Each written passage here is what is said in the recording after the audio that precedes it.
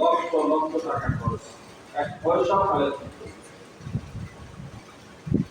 কিন্তু যেখানে সুযোগ পাই আমি দান করি, আলহামদুলিল্লাহ।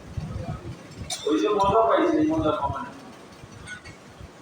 এবার কয়েকদিন আগে কথা বলবেন, এক জায়গায় গেছি,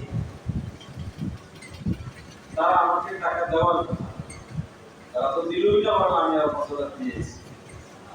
আব্বা বললেন তোমার দিল না, তুমি আরো দিলা, আল্লাহর অবস্থা।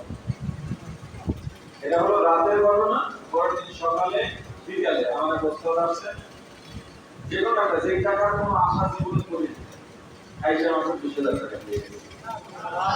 তখন আব্বা দাদার সামনে ছিল, সাথে সাথে বললাম এটা কালকের দাম।